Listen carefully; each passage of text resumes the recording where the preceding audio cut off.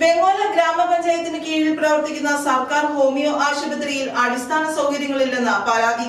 പഞ്ചായത്ത് അധികൃതർ ഇടപെട്ട് രോഗികൾക്ക് വേണ്ട അടിസ്ഥാന സൗകര്യങ്ങൾ ഒരുക്കണമെന്നാണ് പൊതുജനങ്ങളുടെ ആവശ്യം. വെങ്ങോല ഗ്രാമപഞ്ചായത്തിന് കീഴിൽ തണ്ടേക്കാട് പ്രവർത്തിക്കുന്ന സർക്കാർ ഹോമിയോ ആശുപത്രിയിൽ ആവശ്യമായ അടിസ്ഥാന സൗകര്യങ്ങളില്ലെന്ന പരാതിയുമായാണ് രോഗികളും പൊതുജനങ്ങളും രംഗത്ത് വന്നിരിക്കുന്നത്. ആശുപത്രിയിലെത്തുന്ന രോഗികൾക്ക് വിരലിലെണ്ണാവുന്ന ഇരിപ്പിട സൗകര്യമേയുള്ളൂ.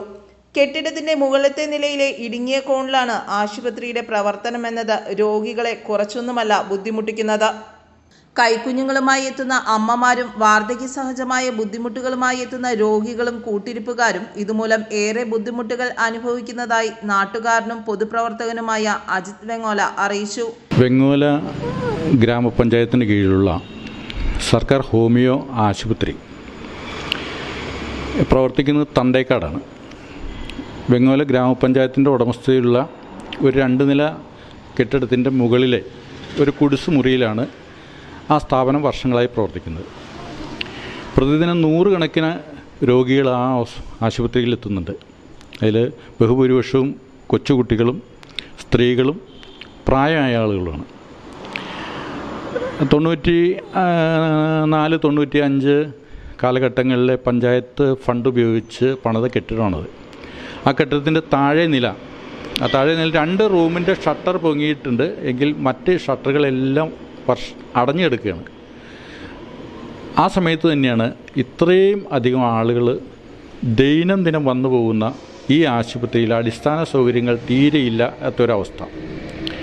തീർച്ചയായിട്ടും അവിടെ എത്തുന്ന ആളുകൾക്ക് സൗകര്യപ്രദമായി ഇരിക്കാനും അവിടെ OPയിൽ വന്ന് ചീട്ടെടുക്കാനും ഡോക്ടറെ കാണാനും ഒക്കെ ഉള്ള സൗകര്യം വേണം. അതുപോലെ തന്നെ മറ്റടിസ്ഥാന സൗകര്യങ്ങളും. ഇന്നത്തെ ഒരു അവസ്ഥ എന്ന് പറഞ്ഞാൽ 10 ആൾ വന്നാൽ നിന്ന് തിരിയാൻ അവിടെ സ്ഥലമില്ല.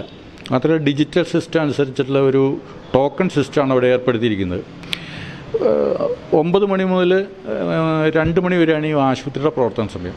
അപ്പോൾ ഏതാണ്ട് 4 മണിക്കൂർ പ്രവർത്തിക്കുന്ന ഈ ആശുപത്രിയിൽ 1 മണിക്കൂറിൽ തന്നെ ഏതാണ്ട് 25 ആളെ വെച്ചെടുത്താൽ തന്നെ 100 ആൾ ഒരു ദിവസത്തെ ആവറേജ് വരുന്നുണ്ട്. നല്ലൊരു ഡോക്ടർ സേവനം അവിടെ നമുക്ക് ലഭിക്കുന്നുണ്ട്. അതാണ് ഏക ആശ്വാസം. അതുപോലെ തന്നെ നന്നായി പെരുമാറുന്ന കുറച്ച് ജീവനക്കാരുണ്ട്. ഈ 2 ആശ്വാസകരമായ കാര്യം ഒഴിച്ചാൽ അവിടെ എത്തുന്ന ഒരു രോഗിയെ സംബന്ധിച്ചിടത്തോളം അവന് ഏറെ ബുദ്ധിമുട്ടാണ് അവിടെ ഉണ്ടാവുക. സാധാരണ ഇതിൽ ഈ സർക്കാർ ആശുപത്രികളെ ആശ്രയിക്കുന്നവർ നിർധനരും അതുപോലെ തന്നെ വാർദ്ധക്യ സഹജമായ നിരവധി രോഗങ്ങളുള്ള പാവപ്പെട്ട ആളുകളാണ്. അവരെ സംരക്ഷിക്കുക.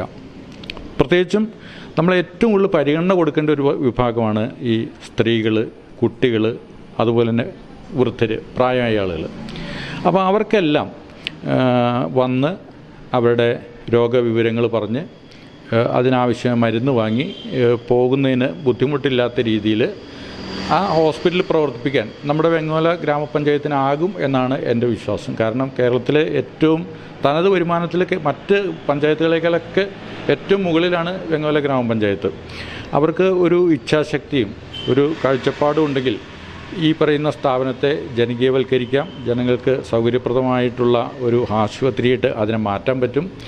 ആ കെട്ടിടം വേറെ നമുക്ക് അന്വേഷിക്കേണ്ട കാര്യമില്ല എന്നാണ് എൻ്റെ വിശ്വാസം. ആ കെട്ടിടത്തിൽ തന്നെ നിരവധി റൂമുകൾ താഴെ ഒഴിഞ്ഞെടുക്കുന്നുണ്ട്. എന്തായാലും ഏറ്റവും അടിയന്തരമായിട്ട് നമ്മുടെ ഒരു ജനകീയ സർക്കാർ, പ്രത്യേകിച്ചും പ്രാദേശിക ഭരണകൂടം, അവർ ഏറ്റവും കൂടുതൽ പരിഗണന കൊടുക്കേണ്ടത്, ഏറ്റവും കൂടുതൽ ബഹുമാനിക്കേണ്ടത് ഈ നാട്ടിലെ ജനങ്ങളെയാണ്.